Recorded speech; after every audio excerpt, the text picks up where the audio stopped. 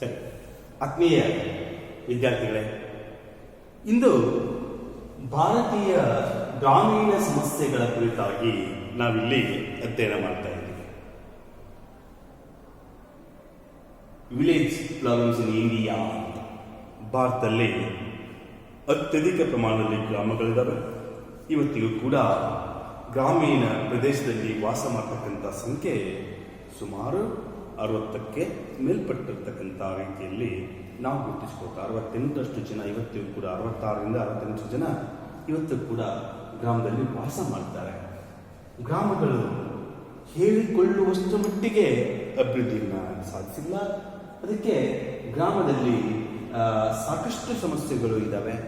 ಆ ಪಟ್ಟಿ ಮಾಡ್ತಾ ಹೋದರೆ ಅವುಗಳ ಸಂಖ್ಯೆ ಒಂದು ಹನುಮಂತನ ಬಾಲದಂತೆ ಬೆಳೀತಾನೆ ಹೋಗಬಹುದು. ಆದರೆ ಇಲ್ಲಿ ನಾವು ಅಧ್ಯಯನ ದೃಷ್ಟಿಯಿಂದ ಸಮಾಜಶಾಸ್ತ್ರೀಯವಾಗಿ 2 ಸಮಸ್ಯೆಗಳನ್ನು ಅಧ್ಯಯನ ಮಾಡ್ತಾ ಇದ್ದೀವಿ. ಯಾಕೆ ಅವರು ಹಿಂದುಳ್ಕೊಂಡಿದ್ದಾರೆ, ಅವ್ರ ಸಮಸ್ಯೆ ಏನಿದೆ ಅಂತ ನೋಡ್ತಾ ಹೋಗ್ತಾರೆ. ಇಲ್ಲೊಂದು 7 ಸಮಸ್ಯೆ ಬಗ್ಗೆ ಅಂತ ಹೇಳಿಲ್ಲ, ಒಂದು ಸಾಮಾಜಿಕ ಸಮಸ್ಯೆ ಅಂತ ಅಧ್ಯಯನ ಮಾಡ್ತಾ ಇದ್ರೆ, ಮತ್ತೊಂದು ಆರ್ಥಿಕ ಮತ್ತು ಕೃಷಿ ಸಮಸ್ಯೆಗಳು, social problems and economic and agriculture problems ಅಂತ ಮುಖ್ಯವಾಗಿ 2 ಭಾಗಗಳಲ್ಲಿ ನಾವು ಇಲ್ಲಿ ಅಧ್ಯಯನ ಮಾಡ್ತಾ ಇದ್ದೀವಿ. ಹಾಗಾದ್ರೆ ಈ ಸಮಸ್ಯೆಗಳು ಯಾವ ರೀತಿಯಾಗಿದ್ದಾವೆ, ಸಾಮಾಜಿಕವಾಗಿ ನಮ್ಮ ಗ್ರಾಮೀಣ ಜನರ ಸಮಸ್ಯೆಗಳ ಯಾವ ರೀತಿ ಕಾಡ್ತಾ ಇದ್ದಾವೆ, ಅವುಗಳ ಪಟ್ಟಿ ಹಿಂಗೆ ಬೆಳೀತಾ ಹೋಗುತ್ತೆ, ಸಿಕ್ಕಾಪಟ್ಟೆ ಬೆಳೀತಾ ಹೋಗುತ್ತೆ. ಸೊ ಅವನ್ನ ಸಂಕ್ಷಿಪ್ತವಾಗಿ ನಾವಿಲ್ಲಿ ನೋಡ್ತಕ್ಕಂಥ ಒಂದು ಪ್ರಯತ್ನವನ್ನ ಮಾಡೋಣ. ಒಂದು ಸಾಮಾಜಿಕ ಸಮಸ್ಯೆಗಳಲ್ಲಿ ಭಾರತೀಯ ಗ್ರಾಮೀಣ ಜನರನ್ನ ಕಿತ್ತು ತಿನ್ನುವ ಅಥವಾ ಅತಿಯಾಗಿ ಶೋಷಣೆಗೆ ಕಾರಣೀಭೂತವಾಗಿರ್ತಕ್ಕಂಥ ಒಂದು ಸಮಸ್ಯೆ ಅನಕ್ಷರತೆ. ಬಹುತೇಕ ಜನ ಇಲ್ಲಿಟ್ರಸ್ ಇದ್ದಾರೆ. ಮೊನ್ನೆ ಜನಗಣತಿ ಮಾಡಿದಾಗ ಭಾರತದಲ್ಲಿ 74% 2011 ಜನಗಣತಿಯಲ್ಲಿ ಏನಿದೆ ಸಾಕ್ಷರರಿದ್ದಾರೆ ಅಂತ ಹೇಳ್ತೀವಿ. ಆದರೆ ಆ ಸಾಕ್ಷರತೆ ದಾಖಲೆಗಳಲ್ಲಿ ಬಹಳಷ್ಟು ಉಳ್ಕೊಂಡಿದೆ. ಇನ್ನೂ ಕೆಲವು ಜನ ಕೇವಲ ಸಹಿ ಮಾಡಲಿಕ್ಕೆ ಬಂದ ತಕ್ಷಣ ಅವರು ಸಾಕ್ಷರರಲ್ಲ. ಸರಿತಪ್ಪುಗಳ ಅರಿವು, ಲಾಭ ಹಾನಿಗಳ ಅರಿವು, ಮುಂದಾಗುವ ಘಟನೆಗಳ ಬಗ್ಗೆ ವಿವೇಚನೆ ಮಾಡತಕ್ಕಂಥ ಶೈಲಿ ಅವರಿಗಿಲ್ಲ. ಹೀಗಾಗಿ ಯಾವುದು ಸರಿ ಯಾವುದು ತಪ್ಪು, ಯಾಕೆ ಈ ರೀತಿ ನಾವು ಒಳ್ಳೆ ಕಾರ್ಯ ಮಾಡಬಾರ್ದು, ಈ ಹಳೆಯ ಸಂಪ್ರದಾಯಗಳನ್ನ ಯಾಕೆ ಬಿಡಬಾರ್ದು, ಲಾಭದಾಯಕ ಹುದ್ದೆ ಅಂತ ಯಾಕೆ ಹೋಗಬಾರ್ದು, ಕಾಲ ಬದಲಾವಣೆಯಂತೆ ನಾವ್ಯಾಕೆ ಬದಲಾಗಬಾರ್ದು ಅಂತ ವಿಚಾರ ಮಾಡುವ ಬದಲಾಗಿ ಹಳೆಯ ಸಂಪ್ರದಾಯಗಳಿಗೆ ಜೋತು ಬಿದ್ದುಬಿಟ್ಟಿದ್ದಾರೆ. ಹೀಗಾಗಿ ಹೊಸತನವನ್ನು ಹುಡುಕುವುದು ಗೊತ್ತಿಲ್ಲ, ತಮ್ಮ ಮೇಲಾಗುವ ಶೋಷಣೆಯ ಅರಿವು ಕೂಡ ಇಲ್ಲ, ಪ್ರಗತಿಯ ಪಥದತ್ತ ಹೇಗೆ ಸಾಗಬೇಕು ಅಂತಕ್ಕಂಥ ಕಲ್ಪನೆ ಪಾಪ ಅವರಿಗಿಲ್ಲ. ಇದರಲ್ಲೇ ಸಂತೃಪ್ತಿ ಪಡುವಂತಹ, ಶೋಷಣೆಯನ್ನು ನಮ್ಮ ಕರ್ಮ ಅಂತ ತಿಳ್ಕೊತಕ್ಕಂತಹ ಆ ಒಂದು ಹಿಂದುಳಿಯುವಿಕೆಗೆ ಅದು ದೇವರು ಬರೆದಂಥ ಹಣೆ ಬರಹ ಅಂತ ಪಾಲಿಸುತ್ತಾ ಜೀವನ ಬೆಳೆದಂಥ ವ್ಯಕ್ತಿಗಳಾಗಿದ್ದಾರೆ. ಅನಕ್ಷರತೆ ತುಂಬಿ ಕಾಡ್ತಾ ಇದೆ. ಇವತ್ತು ಹೆಚ್ಚಾಗಿದ್ರು ಅನ್ನಿಸ್ತಾ ಇದ್ರು ಕೂಡ ಪ್ರಾಥಮಿಕ ಶಾಲೆ, ಪ್ರೌಢಶಾಲೆಗೆ ಆ ಶಿಕ್ಷಣ ಅಂತ್ಯಗೊಳ್ತಾ ಇದೆ. ಹೆಣ್ಣು ಮಕ್ಕಳಂತೂ ಹೇಳಲಿಕ್ಕೆ ಬೇಡ. ಹೀಗಾಗಿ ಅನಕ್ಷರತೆಯಿಂದ ಅವರು ಹಿಂದುಳ್ಕೊಂಡಿದ್ದಾರೆ. ಎರಡದಾಗಿ ಬಡತನ. ಭಾರತದ ಗ್ರಾಮೀಣ ಜನರಿಗೆ ಬಡತನ ಒಂದು ಬೆಳಂಬುದು ಅಥವಾ ಅದು ಆ ಜನ್ಮಕ್ಕೆ ಅಂತಿದ ನಂಟು. ಬಿಟ್ಟರೂ ಬಿಡದಿರೆ ಎಂಬಂತ ಮಾಹೆ ಅವರನ್ನ ಕಾಡ್ತಾ ಇದೆ. ಯಾಕೆ? ಅದಕ್ಕೆ ಸಿಕ್ಕಾಪಟ್ಟೆ ಕಾರಣಗಳು. ನಾವು ಕೃಷಿ ಸಮಸ್ಯೆಗಳನ್ನ ಓದ್ತಾ ಇದ್ದಾಗ ನಾವು ಕೊಡ್ತಾ ಇದ್ದೀವಿ. ಒಂದು ಅನಕ್ಷರರಿದ್ದಾರೆ, ಜೊತೆಗೆ ದುಡ್ಡನ್ನ ಯಾವ ರೀತಿಯಿಂದ ಉತ್ಪಾದನೆ ಮಾಡಬೇಕು ಅಂತ ಇಲ್ಲ. ಮುಖ್ಯವಾಗಿ ಕೃಷಿಗೆ ಜೋರು ಬಿದ್ದಿದ್ದಾರೆ. ಮೂಢನಂಬಿಕೆಗಳಿಗೆ ಸಿಕ್ಕಾಪಟ್ಟೆ, ವಿವಾಹ, ಹಿರಿಯರ ಪುಣ್ಯತಿಥಿ ಮುಂತಾದವುಗಳಿಗೆ ಸಿಕ್ಕಾಪಟ್ಟೆ, ಜಾತ್ರೆ ಉತ್ಸವಗಳಿಗೆ ಸಿಕ್ಕಾಪಟ್ಟೆ ಹಣವನ್ನ ವೆಚ್ಚ ಮಾಡ್ತಾರೆ ಅನಾರೋಗ್ಯಕ್ಕೆ ಬಂದಾಗ. ಇನ್ಯಾವುದೋ ಕಾರಣಕ್ಕಾಗಿ ಬಡತನದ ಬೇಗೆಯಲ್ಲಿ ಬೆಂದು ಹೋಗಿದ್ದಾರೆ. ಅರಕಲು ಬಟ್ಟೆ, ಅರಕಲು ಮನೆ, ತಿನ್ನಲಿಕ್ಕೆ ಅಪೌಷ್ಟಿಕವಾದಂತಹ ಆಹಾರ. ವೈದ್ಯಕೀಯತೆ ಬಳಸಲಾಗಿರ್ತಕ್ಕಂಥ ಆ ಒಂದು ಸಂದಿಗ್ಧ ಸ್ಥಿತಿ, ಇವೆಲ್ಲವೂ ಅವರನ್ನು ಕಾಡ್ತಾ ಇದ್ದಾವೆ. ಆಮೇಲೆ ಥರ್ಡ್ ಪಾಯಿಂಟ್, ಮೂರನೇದೆಲ್ಲ ಅನಾರೋಗ್ಯ ಸಮಸ್ಯೆಗಳು, ಆರೋಗ್ಯ ಸಮಸ್ಯೆಗಳು, ಅನಾರೋಗ್ಯಕ್ಕೆ ಒಳಪಟ್ಟಂತ ವ್ಯಕ್ತಿಗಳು. ಯಾಕೆ ಅಂತ ಕೇಳ್ತೀವಿ. ಯಾಕೆ ಅಂತ ತಾವು ವಿಚಾರಿಸಿದ್ರೆ ನಾ ಹೇಳಿದ್ದೀನಿ, ನನ್ನ ಆರೋಗ್ಯ, ನನ್ನ ಪ್ರಗತಿ, ನನ್ನ ಬೆಳವಣಿಗೆ, ನನ್ನ ವ್ಯಕ್ತಿತ್ವದ ಕಲ್ಪನೆ ಇಲ್ಲದೆ ಇರ್ತಕ್ಕಂಥದ್ದು ಯಾರೋ ಏನೋ ಕೇಳಿದೆಲ್ಲ ಹೇಳ್ಕೊಂಡು ಹೋಗ್ತಕ್ಕಂಥ ವ್ಯಕ್ತಿ. ಈ ಬಡತನ, ಶೋಷಣೆ ಅತಿಯಾಗಿ ಕಾಣೋದ್ರಿಂದ ಜೀವನ ಸಾಗಿಸುವ ದುಸ್ಥಿತಿಯಿಂದಾಗಿ ಆರೋಗ್ಯದ ಕಡೆಗೆ ಗಮನ ಕೊಡುವುದಿಲ್ಲ. ಸಾಕಷ್ಟು ಸಮಸ್ಯೆಗಳನ್ನು ಕಾಡ್ತಾ ಇದೆ. ಅದಕ್ಕೇನಾಗುತ್ತೆ ಅಂತ ಅಲ್ಲೇ ನಾಟಿ ಔಷಧಿಯನ್ನು, ಮಾಟ ಮಂತ್ರವನ್ನು ಬಯಸ್ತಾರೆ. ಹೀಗಾಗಿ ಸಮಸ್ಯೆಗೆ ಒಳಗಾಗಿದ್ದಾರೆ. ಅದೆಷ್ಟು ಹೆರಿಗೆ ಸಾವುಗಳಾಗ್ತವೆ, ಅದೆಷ್ಟು ಮಹಿಳಾ ಸಮಸ್ಯೆಗಳು ಹೇಳಲಿಕ್ಕಾಗದೆ ಅಲ್ಲೇ ಹೊರಗೆ ಹೋಗ್ತಕ್ಕಂಥ ಸಮಸ್ಯೆ ಇಲ್ಲಿ ಸಿಕ್ಕಾಕೊಂಡಿದ್ದಾರೆ. ಸೊ ಜೊತೆಗೆ ಏನಾಗಿದೆ, ಇವತ್ತು ಸಿಕ್ಕಾಪಟ್ಟೆ ದೊಡ್ಡ ದೊಡ್ಡ ಆಸ್ಪತ್ರೆಗಳಿದ್ದಾವೆ. ಆ ಆಸ್ಪತ್ರೆಗಳಿಗೆ ಹೋಗ್ತಕ್ಕಂಥ ವ್ಯವಸ್ಥೆ ಅವರಿಗಿಲ್ಲ. ಕನಿಷ್ಠ ಪಕ್ಷ ಒಳ್ಳೆಯ ಪೌಷ್ಟಿಕತೆಯ ಆಹಾರನೇ ಸಿಗದೆ ಇಲ್ಲಿರ್ತಕ್ಕಂಥ ಜನಾಂಗ ಇದೆ. ಮನೆ ಪಕ್ಕನೇ ಗಟಾರ ಇರುತ್ತೆ, ಚರಂಡಿ ಇರುತ್ತೆ, ತಿಪ್ಪೆ ಗುಂಡಿ ಇರುತ್ತೆ. ಅಲ್ಲೇ ಕೊಳಗೇರಿಯಲ್ಲಿಯೇ ಇರ್ತಕ್ಕಂಥ ವಾಸ ಮಾಡ್ತಾರೆ. ಅದರಲ್ಲೇ ಪಾತ್ರೆ ತೊಳಿತಾರೆ, ಅದರಲ್ಲೇ ದನಗಳ ಮೈ ತೊಳಿತಾರೆ.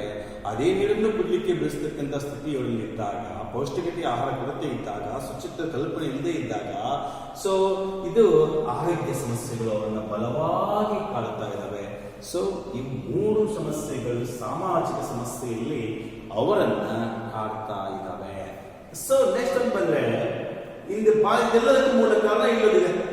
ಆರ್ಥಿಕತೆಗೆ ಮೂಲ ನೆಲೆ. ಹಣ ಇದ್ರೆ ಹಣ ಕೊಡಬಾರ್ದಂತೆ. ಇವ್ರು ಯಾಕೆ ಹಿಂಗೆ ದುಡ್ಡೇ ಕೊರತೆ ಆಗಿದೆ. ಅದು ಒಂದು ಬಹಳ ಮುಖ್ಯವಾಗಿರ್ತಕ್ಕಂಥದ್ದು. ಆರ್ಥಿಕ ಮತ್ತು ಕೃಷಿ ಸಮಸ್ಯೆಗಳು ಎರಡೂ ಒಂದೇ. ಯಾಕೆ ಜೊತೆ ಕೊಟ್ಟಿದ್ದಾರೆ ಅಂತಾರೆ, ಗ್ರಾಮೀಣ ಜನ ಕೃಷಿಯನ್ನು ಬಿಟ್ರೆ ಅವರಿಗೆ ಬೇರೆ ಯಾವ ಉದ್ಯೋಗವೂ ಗೊತ್ತಿಲ್ಲ. ಪಾಪ ಗೊತ್ತೇ ಇಲ್ಲ. ಕೃಷಿ ಮತ್ತೆ ಅದಕ್ಕೆ ಪೂರಕವಾದಂತ ಮತ್ತೊಂದು ಉದ್ಯೋಗ, ಇವುಗಳನ್ನೇ ನಂಬಿ ಬದುಕುವಂತಹ ಈ ವ್ಯಕ್ತಿಗಳನ್ನ ಕಲ್ಪಿಸಿಕೊಳ್ಳೋದು ಅಸಾಧ್ಯವಾಗಿರ್ತಕ್ಕಂಥ ಸ್ಥಿತಿ ಇಲ್ಲಿ ನಿರ್ಮಾಣವಾಗಿದೆ. ಹಾಗಾದ್ರೆ ಈ ಗ್ರಾಮೀಣ ಸಮಸ್ಯೆಗಳು ಅವರನ್ನ ಯಾವ ರೀತಿಯಾಗಿ ಕಾಡ್ತಾ ಇದ್ದಾವೆ ಅಂತ ನಾವು ನೋಡ್ತಾ ಹೋದಾಗ, ಇಲ್ಲಿ ಕೆಲವೊಂದಿಷ್ಟು ಅಂಶಗಳನ್ನ ಒಂದು 10 ಪಾಯಿಂಟ್ ಬರೆದಿದ್ದೀನಿ. 10 ಪಾಯಿಂಟ್ಸ್ ಬರೋನ್ಲಿ ಸ್ವಲ್ಪ ಬರೆದಿದ್ದೀನಿ ಅಷ್ಟೇ. ಒಂದನೇದು ಆರ್ಥಿಕತೆಯ ಅಸಮಾನತೆ ಹೆಚ್ಚಳ, ಇನ್ಕ್ರೀಸ್ ಇನ್ ಇನ್ಇಕ್ವಾಲಿಟಿ. ಸಹಜವಾಗಿಯೇ ಅಸಮಾನತೆ ಗ್ರಾಮದಲ್ಲಿ ಹೆಚ್ಚಾಗಿದೆ. ಜಾತಿಯಿಂದಿರಬಹುದು, ಆರ್ಥಿಕತೆಯಿಂದಿರಬಹುದು, ಲಿಂಗದಿಂದಿರಬಹುದು, ವಯೋಮಾನದಿಂದಿರಬಹುದು, ಧಾರ್ಮಿಕವಾಗಿರಬಹುದು. ಇವರು ಬಹಳ ಶ್ರೇಷ್ಠರು, ಇವರು ಬಹಳ ಕನಿಷ್ಠರು, ಪ್ರಬಲರು, ದುರ್ಬಲರು, ಪವಿತ್ರರು, ಅಪವಿತ್ರ ಎಂಬಂತ ಕಲ್ಪನೆ ಗ್ರಾಮೀಣ ಸಮಾಜದಲ್ಲಿ ಅಧಿಕವಾಗಿದೆ. ಈ ಅಸಮಾನತೆ ಇದೇ ರೀತಿ ಮುಂದುವರೆದಿದ್ದೇ ಆದಲ್ಲಿ ಭಾರತದ ಸ್ಥಿತಿ ಹೇಗಾಗತ್ತೆ ಅಂತ ಹೇಳುವಾಗ, ನೋಬೆಲ್ ಪ್ರಶಸ್ತಿ ವಿಜೇತ ಅರ್ಥಶಾಸ್ತ್ರಜ್ಞ ಅಮರ್ತ್ಯ ಸೇನ್ ಒಂದು ಕೆಲಸ ಹೇಳ್ತಾರೆ, ಭಾರತದಲ್ಲಿ ಅಸಮಾನತೆಗಳು ಹೀಗೆ ಮುಂದುವರೆದಿದ್ದಾದಲ್ಲಿ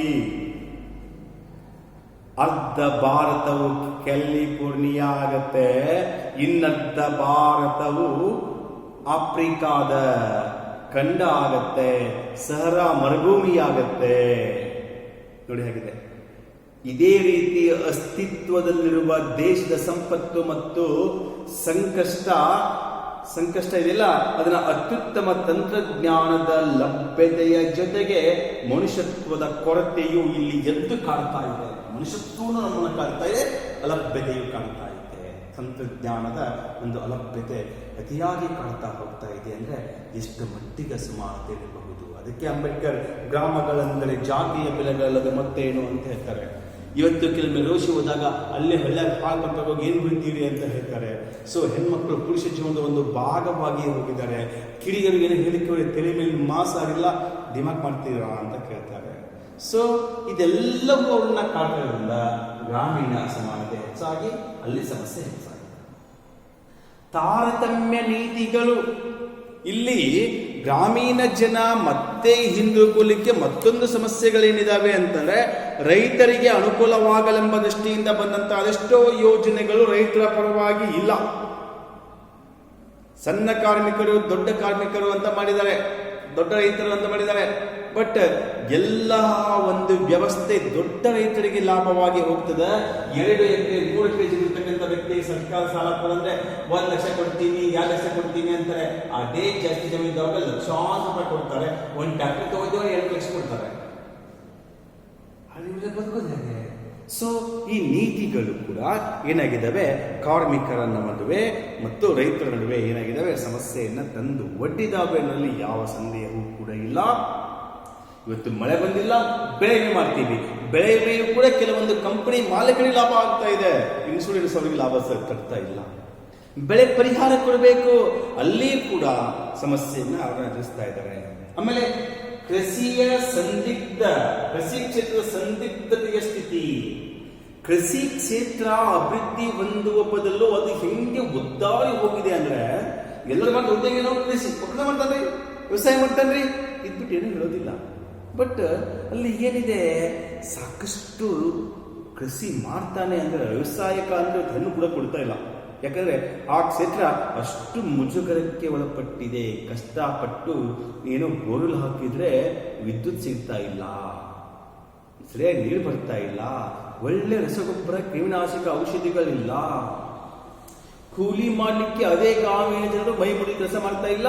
ಒಂದು ಸಿಕ್ಕಾಪಟ್ಟೆ ದುಬಾರಿ ಆಗಿರ್ತಕ್ಕಂಥ ಕೂಲಿ ಆಳುಗಳಿದ್ದಾವೆ.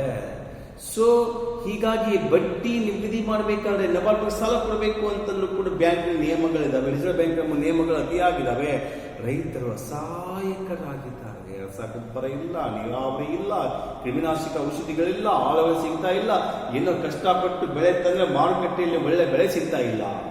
ಸೊ ಇವೆಲ್ಲ ರೈತರನ್ನ ಕಂಗಾಲಾಗಿಸಿ ಕೃಷಿ ಕ್ಷೇತ್ರವನ್ನ ಒಂದು ಸಂದಿಗ್ಧ ಸ್ಥಿತಿಗೆ ತಲುಪಿಸಿದವೆ.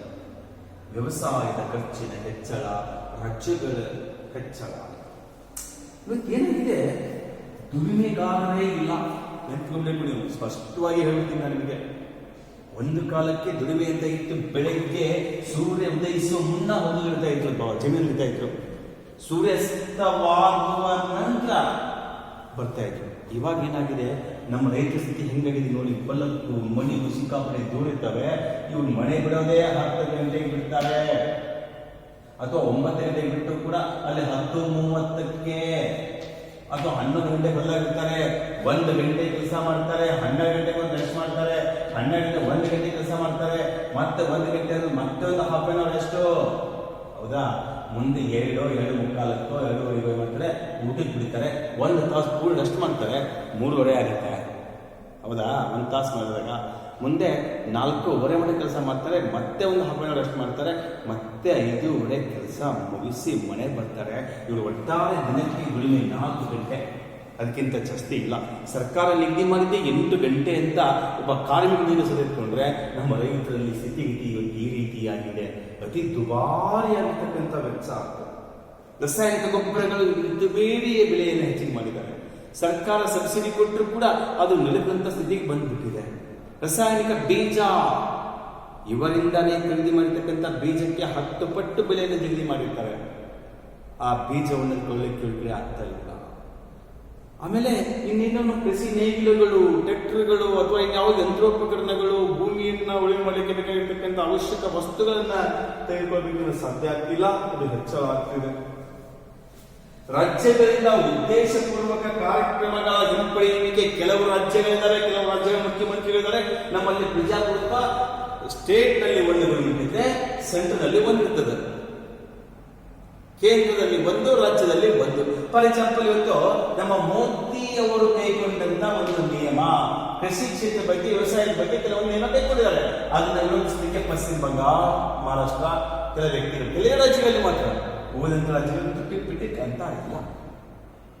ಯಾಕೆ ಯೋಜನೆ ಒಳ್ಳೆಯದಿದೆ ಅಂತ ಭಾವಿಸ್ತಾರೆ, ಅವರ ಯೋಜನೆ ನಮಗೆ ಅಪೋಸ್ ಆಗಿದೆ ಅಂತ ಭಾವಿಸ್ತಕ್ಕಂಥದ್ದು. ಯಾಕೆ ಸರ್ಕಾರ ಬೇರೆಗಳಾಗಿದ್ದಾವೆ. ಹೀಗಾಗಿ ಹೊಸ ಉದ್ದೇಶ ಯೋಜನೆಗಳನ್ನ ತರ್ತಾ ಇಲ್ಲ. ಅದಕ್ಕಿಂತ ಒಂದು ಒಳ್ಳೆಯದು, ಒಬ್ಬ ರೈತನ ಖಾತೆಗೆ ಪ್ರತಿ ವರ್ಷ ಮೋದಿ ಸರ್ಕಾರ 6,000 ಕೊಡ್ತಾ ಇಲ್ಲ. ಅದೆಲ್ಲ ಗೊತ್ತಿರ್ಬೋದಲ್ಲ, PM ಕಿಸಾನ್ ಯೋಜನೆ ಅಂತ ಮಾಡಿದಾರಲ್ಲ. ಆದ್ರೆ ಇವತ್ತು ಕೂಡ ಪಶ್ಚಿಮ ಬಂಗಾಳದಲ್ಲಿ ಅದು ಬಂದೇನೇ ಇಲ್ಲ.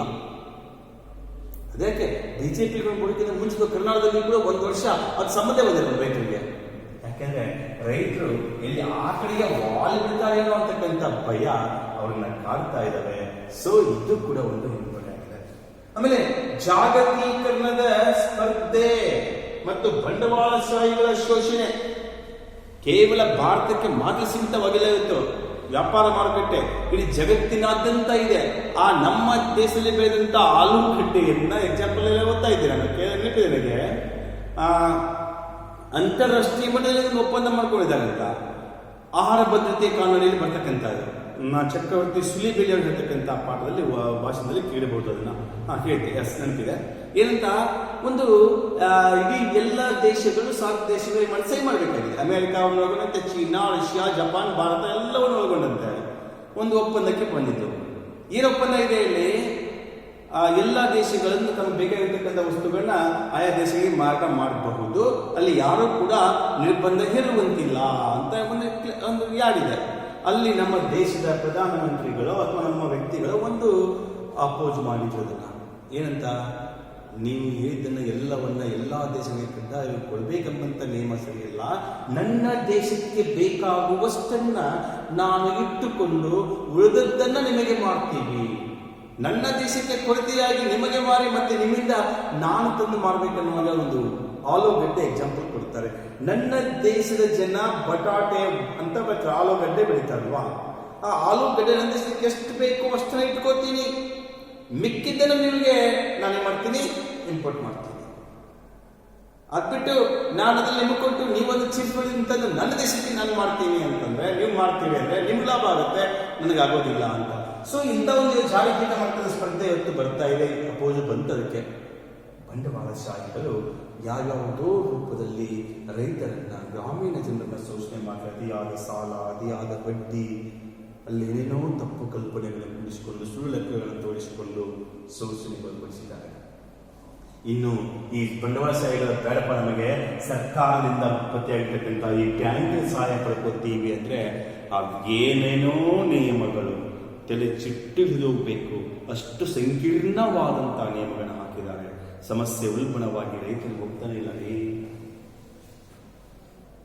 ಸರ್ಕಾರಿ ವಲಯದ ವೈಫಲ್ಯತೆ, ಏನು ಸರ್ಕಾರಿ ವಲಯ ಕೋಆಪರೇಟಿವ್ ಸೊಸೈಟಿ ಅಂತ ಮಾಡ್ಕೊಂಡಿದ್ದಾರೆ, ಅವುಗಳೂ ಕೂಡ ಸರಿಯಾಗಿ ಕಾರ್ಯವನ್ನು ಮಾಡ್ತಾ ಇಲ್ಲ.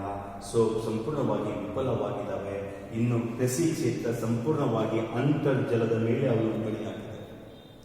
ಯಾರು ಕೂಡ ಈ ದೊಡ್ಡ ಉತ್ತರ ಭಾರತ ನದಿಗಳನ್ನ ದಕ್ಷಿಣ ಭಾರತ ಸೇರಿಸ್ಬಿಟ್ಟೆ ಮುಗಿದಿತ್ತು, ಹೌದಾ? ಎಲ್ಲ ಭಾರತ ಹಸಿರು ಕಂಗೊಳಿಸಿ ಹೋಗುತ್ತೆ, ಅಲ್ಲಿ ಸಮುದ್ರ ಸಾಗರವನ್ನು ಸೇರಿ ಹಾಳಾಗ್ತಾ ಇದೆ. ಬಟ್ ನಮ್ಮ ಜನ ಆಯಾ ರಾಜ್ಯಗಳು ಅಪೋಸ್ ಆಗ್ತಾರೆ. ಅದ್ಯಾಕೆ? ನಮ್ಮ ಮಹದಾಯಿ ಅಲ್ಲಿ ಗೋವಾಕ್ಕೆ ಹೋಗಿ ಸ್ವಲ್ಪ ಹಾಳಾಗೋಗುತ್ತೆ ಸಮುದ್ರದಲ್ಲಿ. ಬಟ್ ಅವರಿಗೆ ಕುಡಿಯಲಿಕ್ಕೆ ಸಿಹಿ ನೀರಿದೆಯಲ್ಲ, ಅದು ಆ ಮೀನುಗಳಿಗೆ ಆಹಾರ ಆಗುತ್ತೆ, ನಾವು ಕೊಡಲ್ಲ ಅಂತ ಇವತ್ತು ಕರ್ನಾಟಕದಲ್ಲಿ 3-4 ವರ್ಷಗಳಿಂದ ಬರತಕ್ಕಂಥ ಮಹದಾಯಿ ಸಿಗ್ತಾ ಇಲ್ಲ. ಅಂತರ್ಜಲ ಬೋರ್ವೆಲ್ಲು 1000 ಮೀಟರ್ ಹಾಕ್ತಾ ಇದ್ದೀವಿ, 1000 ಫೂಟ್ ಹಾಕ್ತಾ ಇದ್ದೀವಿ ಕೆಳಗಡೆ. ಎಷ್ಟು ಮಟ್ಟಕ್ಕೆ ಕೊಳವೆ ಬಾವಿ ತೆಗೆದೀವಿ. ಬರಪೀಡಿತ ಪ್ರದೇಶಗಳ ಹೆಚ್ಚಳ ಇನ್ನು ಗೊತ್ತಲ್ಲ, ರೈತರೊಡನೆ ಮುಂಗಾರು ಮಳೆ ಜೂಜಾಟ ಆಗ್ತಾ ಇದೆ ಅಂತ. ಒಂದು ಕಡೆ ಸಹರಾ ಮರುಭೂಮಿ ಒಂದು ಕಡೆ ಆಗಿದ್ರೆ, ಇನ್ನೊಂದು ಕಡೆ ಕೆಲವೊಂದು ಸಾರಿ ಆ ಬರಪೀಡಿತ ಪ್ರದೇಶಗಳು ಅಂತ ಪ್ರತಿ ವರ್ಷ 100 ತಾಲೂಕುಗಳು, 120 ತಾಲೂಕುಗಳು, 75 ತಾಲೂಕುಗಳು, 175 ತಾಲೂಕುಗಳು ಹೀಗೆಲ್ಲ ಬರ್ತಕ್ಕಂಥದ್ದನ್ನ ನಾವು ಗುರುತಿಸ್ಕೊಳ್ತೀವಿ. ಸೊ ಇದೆಲ್ಲವನ್ನ ನೋಡಿದಾಗ ಸಮಸ್ಯೆಗಳು ನಮ್ಮಲ್ಲಿ ಹೆಚ್ಚಿಗೆಯಾಗಿದ್ದಾವೆ ಸ್ನೇಹಿತರೆ. ಸೊ ಇವನ್ನ ಯಾವಾಗ ಸರಿಪಡಿಸ್ತೀವೋ ಅವಾಗ ಗ್ರಾಮೀಣ ಜನರ ಸಮಸ್ಯೆಗಳು ನೀಟಾಗಿರ್ತವೆ. ಇಲ್ಲಾಂದರೆ ಇದು ಹೀಗೆಯೇ ಮುಂದುವರಿತಾ ಇದೆ ಎಂಬಂಥ ಮಾತನ್ನು ನಾವಿಲ್ಲಿ ಗಮನಿಸ್ಕೊಳ್ಳೋಣ. ಸಾಕಷ್ಟು ಇನ್ನೂ ರಾಜಕೀಯ ಸಮಸ್ಯೆ ಬರ್ತವೆ. ಸೊ ಹಂಗೆ ಮೂಢನಂಬಿಕೆ ಬಗ್ಗೆ ಸಪ್ರೇಟಾಗಿ ಓದ್ತಾ ಹೋಗ್ಬೋದು ನಾವು. ಸಾರಿಗೆ ಸಂಪರ್ಕ ಸಮಸ್ಯೆಗಳು ಬರ್ತವೆ. ಸೊ ಅದೆಲ್ಲವನ್ನ ನಾವಿಲ್ಲಿ ಗಣನೆಗೆ ಪರೀಕ್ಷಾ ದೃಷ್ಟಿಯಿಂದ, ಅಧ್ಯಯನ ದೃಷ್ಟಿಯಿಂದ ಸದ್ಯಕ್ಕೆ ಹೇಳಿಕೊಂಡು ಸಾಮಾಜಿಕ ಸಮಸ್ಯೆ ಮತ್ತು ಆರ್ಥಿಕ ಸಮಸ್ಯೆಗಳ ಬಗ್ಗೆ ಒಮ್ಮೊಮ್ಮೆ ಪ್ರತ್ಯೇಕವಾಗಿ ಆರ್ಥಿಕ ಸಮಸ್ಯೆ ಅಷ್ಟೇ ಕೇಳ್ಬೋದು, ಒಮ್ಮೊಮ್ಮೆ ಸಾಮಾಜಿಕ ಸಮಸ್ಯೆಗಳಷ್ಟನ್ನೇ ಕೇಳ್ಬೋದು, ಜೊತೆಗೆ 2 ಕೃಷಿ ಕೇಳ್ಬೋದು. ಇಷ್ಟೆಲ್ಲ ತಾವು ಗಮನದಲ್ಲಿ ಇಟ್ಕೊಂಡು ಪರೀಕ್ಷೆಗೆ ತಯಾರಿ ಆಗಬೇಕು. Okay, thank you.